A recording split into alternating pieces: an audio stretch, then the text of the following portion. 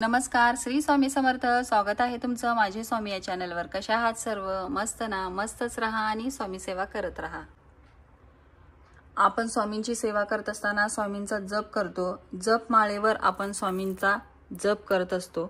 तर जप माळेचे काही नियम आहेत, जप माळेचं काही महत्त्व आहे. जे जप तुम्ही करताय ते योग्य पद्धतीने जर होत नसेल तर त्या जपाचा तुम्हाला पाहिजे तसा लाभ होत नाही आणि जे तुम्हाला फळ मिळणार आहे, म्हणजे जे तुम्ही जप करताय त्या जपाचं जे तुम्हाला फळ मिळणार आहे तर ते पूर्णपणे तुमच्या पदरात ते पडत नाही. तर त्यामुळे जप करत असताना कुठल्या गोष्टी आपण लक्षात घ्यायला पाहिजे, कुठल्या गोष्टींकडे लक्ष देऊन आपण जप केलं पाहिजे. काही चुकीच्या गोष्टी जर आपण जप करत असताना करत असू तर त्या जपाचं आपल्याला फळ मिळणार नाही. तर त्यामुळे जप कशा पद्धतीने करायचं, जप करताना कोणत्या गोष्टींची काळजी घेतली पाहिजे, तर हेच आपण आजच्या व्हिडिओमध्ये बघणार आहे. जप माळेवर जप केल्यानंतर माळ कपाळाला लावून प्रथम डाव्या नेत्राला व नंतर उजव्या नेत्राला तिचा स्पर्श करावा. आपण जप केल्यानंतर काय करतो, लगेच माळ खाली ठेवून देतो. तर अशा पद्धतीने जप माळ आपण जी काही जप केलेलं असतं तर त्याची ऊर्जा त्या जप माळेमध्ये उतरलेली असते. जप माळेवर जप झाल्यानंतर ती माळ कपाळाला लावायची आहे. सर्वात आधी कपाळाला लावून घ्यायची आणि नंतर मग डाव्या डोळ्याला लावून नंतर उजव्या डोळ्याला म्हणजे लावून घ्यायची आहे.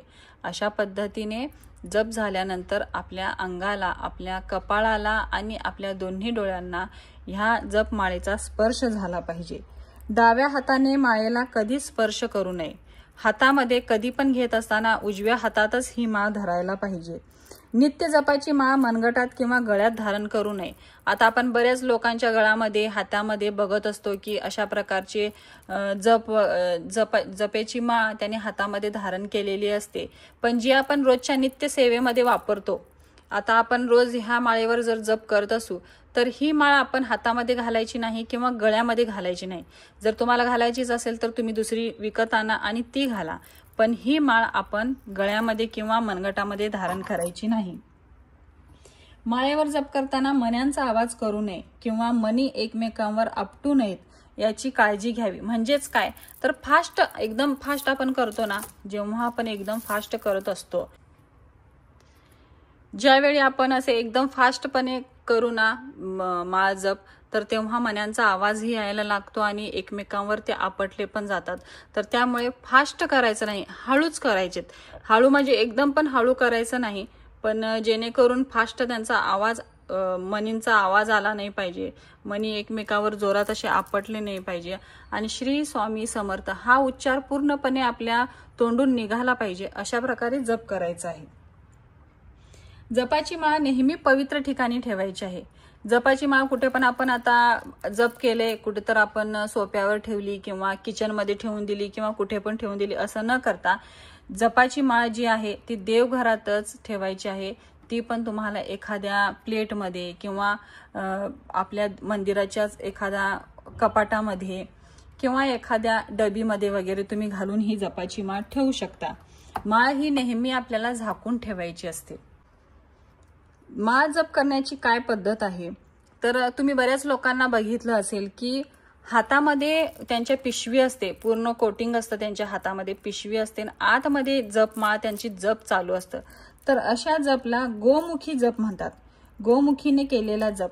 उजव्या हातावर वस्त्राचे आवरण करून गुप्त रूपाने जप केल्याने अनिष्ट बाधापासून मुक्ती मिळते. तर त्यामुळे हे जप केलं जातं. गुप्त रूपाने केलेल्या जपाने अनिष्ट बाधापासून आपल्याला मुक्ती मिळते. तर त्यामुळे गोमुखी जप केला जातो. हातावर कापडाचे आवरण करून त्यामध्ये जप केला जातो. तर त्याला गोमुखी जप असे म्हटले जाते. कुठल्या बोटाने जर आपण जप केला तर त्या बोटाचे काय महत्त्व आहे, तर अंगठ्याच्या सहाय्याने जर आपण जप केला, जर अशा पद्धतीने आपण माळ ओढत असू, कोणत्या बोटाने जप केल्यावर कोणते आपल्याला त्याचे फळ मिळतात, तर अंगठ्याच्या सहाय्याने जर आपण जप करत असू तर अशा पद्धतीने तुम्ही माळ धरली आणि अशा पद्धतीने जर तुम्ही माळ जप करत असाल, अंगठ्याच्या सहाय्याने जर माळ जप होत असेल तर याने मोक्ष प्राप्ती होते आपल्याला. तर्जनीने जप करत असाल तर शत्रुनाश होतो. मध्यमेने जर जप करत असाल, ह्या बोटाने जर जप करत असाल तर धनप्राप्ती होते. अनामिकेने जप करत असाल, अनामिकेने जर जप ह्या पद्धतीने असं करत असाल तर शांती प्राप्त होते. आणि करंगळीने जर जप करत असाल तर सुंदरता प्राप्ती होते. तर आपल्याला जे फळ पाहिजे आहे तर त्या पद्धतीने आपण जप करायचे आहेत. सहसा आपण अशा पद्धतीने जप करत असतो, या पद्धतीने जप करत असतो. माळ जपाची जी सुरुवात आहे ती मेरुमणी पासून सुरुवात करावी. मेरुमणी म्हणजे हे जे आहे ना, हे जे आहे हे मेरुमणी. तर इथूनच सुरुवात करायची आहे जप माळेला. आणि त्यावर अंगठ्याने दाब देऊन मणी पुढे पुढे आपल्या शरीराच्या दिशेने ओढायचे आहे. तर यामुळे काय होतं, विद्युत शक्तीची निर्मिती होते. अंगुष्ठ मध्यमा योगास्तव सिद्धी प्रसादने. अंगठा व मध्यमेने जप केल्याने सर्व सिद्धी प्राप्त होतात. तर अशा पद्धतीने जे आपण जप करतो तर यामुळे सर्व सिद्धी आपल्याला प्राप्त होत असतात. तर रोजच्या आपल्या पूजेसाठी अशा पद्धतीने जप करणे हे अतिउत्तम आहे. जप पूर्ण झाल्यावर माळ जमिनीवर न ठेवता तामणात किंवा देवाच्या आसनाजवळ ठेवावी. तसेच कुंटीवर किंवा उघड्या जागेवर सहज कुणाचीही दृष्टीस पडेल अशी न ठेवता लाकडाच्या, चांदीच्या किंवा हस्तिदंताच्या डबीमध्ये ठेवावी.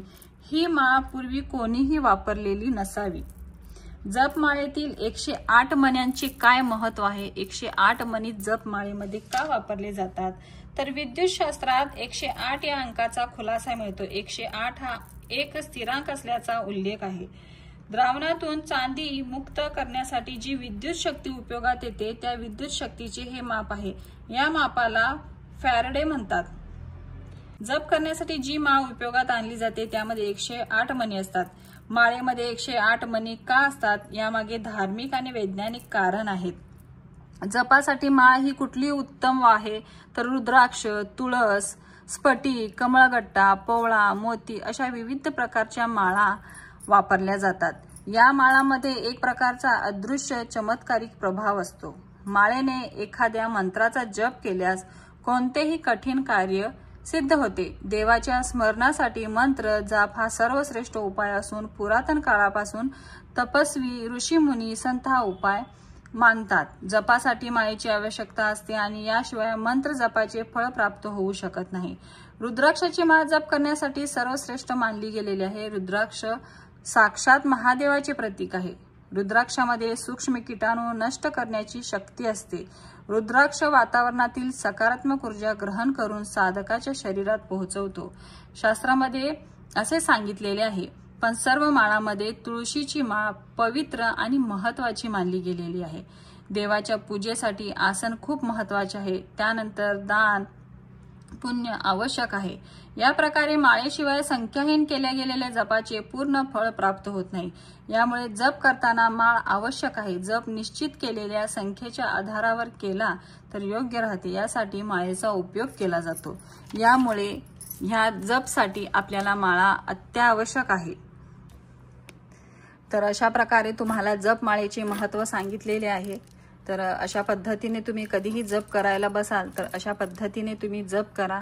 तर कसा वाटला तुम्हाला आजचा व्हिडिओ नक्की कमेंट करा. व्हिडिओ आवडला असेल तर चॅनलला लाईक, शेअर आणि सबस्क्राईब करा. तोपर्यंत सर्वांना श्री स्वामी समर्थ.